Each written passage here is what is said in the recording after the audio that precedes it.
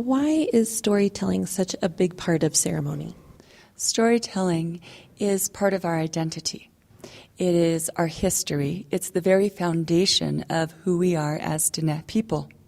Over the next 5 episodes, we'll meet several Navajo women emboldened by the stories of their past to make changes today.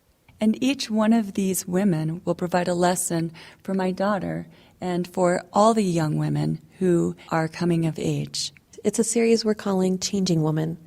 I'm Laura Morales. And I'm Janita Benali. And I'm Tatia Benali. For this story, I went to Albuquerque to interview this amazing woman. We sat in her home office. If you first wouldn't mind just introducing yourself, I'll hold it. Okay.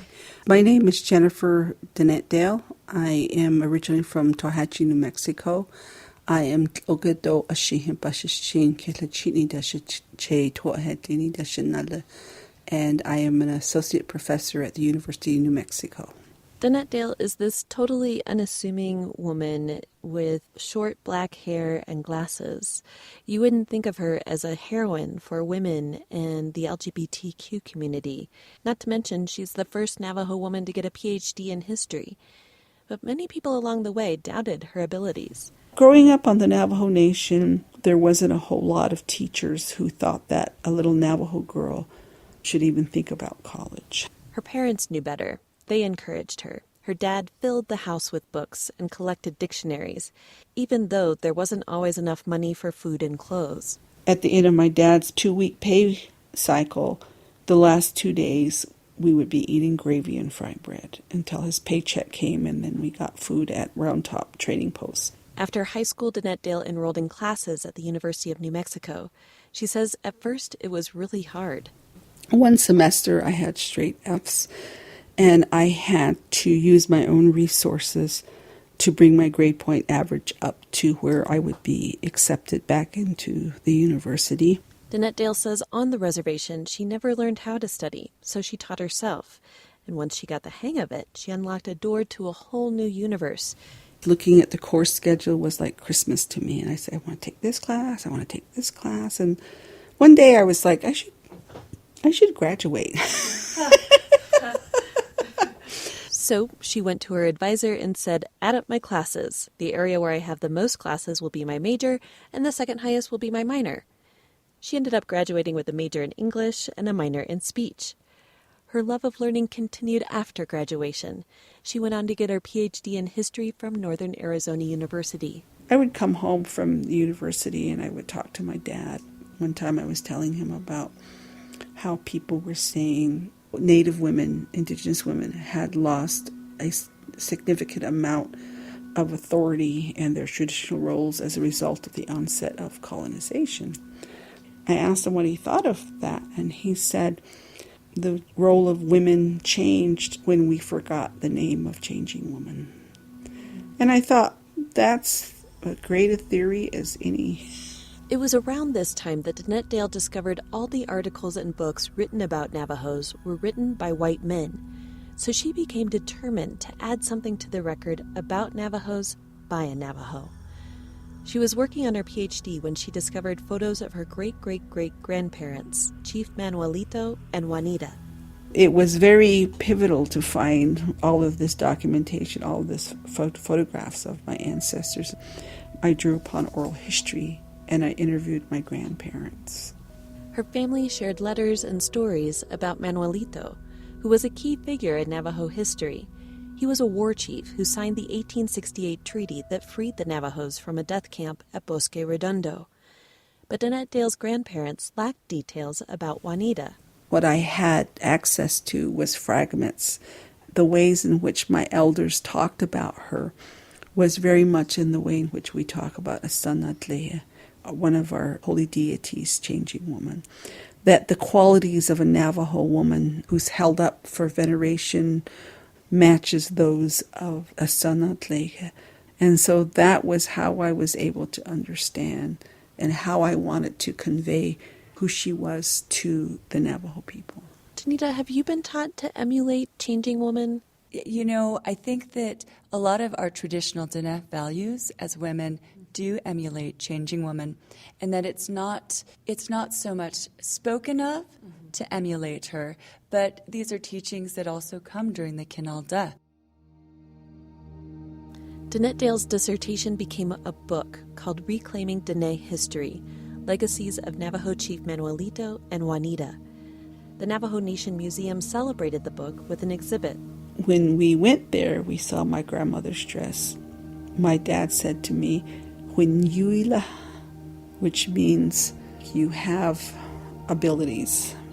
And my mom said that when she saw the dress, she saw my grandmother there, a vision of my grandmother, and she said she was pleased.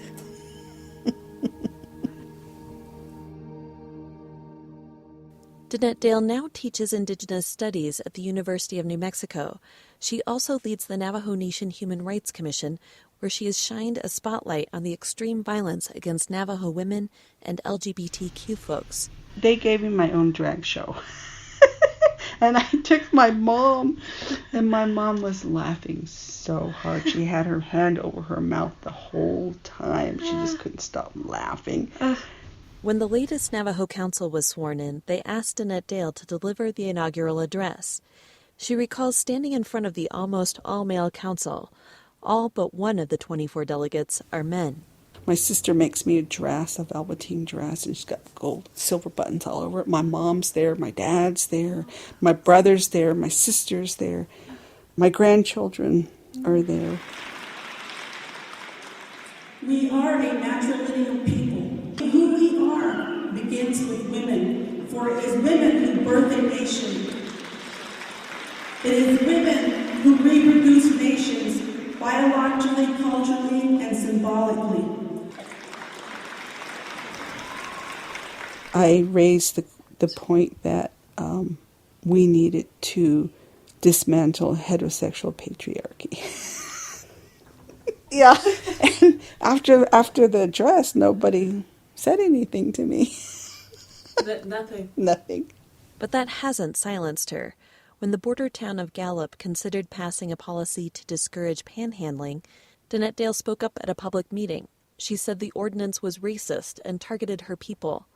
When lawmakers finally took a vote, they rejected it, saying it was Denetdale's voice that made the difference. And she's often invited to speak off the reservation, like at this event at Dartmouth, where she talks about the long walk thousands of Navajo were forced to take.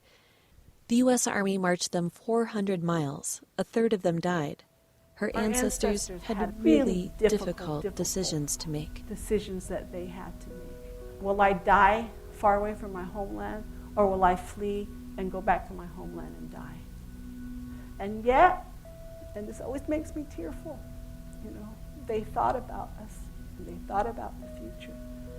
If they hadn't done what they did in their resistance and their determination to stand on the front lines, and in many cases, the only thing they had left was their body, and they put that on the line for us. Yeah. Thank you, my ancestors.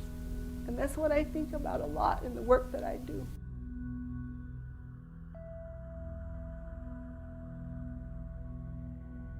As Dene people, we have an incredibly proud history that gets covered by objects that you find in gift shops, things that, that tourists buy. Our pride, I think, has become buried in a sense because we've been told so much of who we are that sometimes we forget to tell the stories of our ancestors. And it's just a matter of remembering who we are. What stands out to me about Jennifer is how she was inspired by her ancestors to stand up for the most vulnerable today. In our next episode, we meet someone else who has done that. Who's that? I'll give you a hint. Her middle name means warrior. Her middle name means warrior. And that could be a lot of people. Because as I've learned, a lot of Navajo women have Ba in their name. So that's not narrowing it down very much, is it? No, it's not.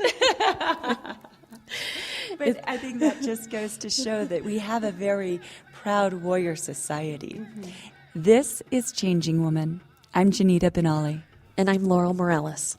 And I'm Dahit Benali.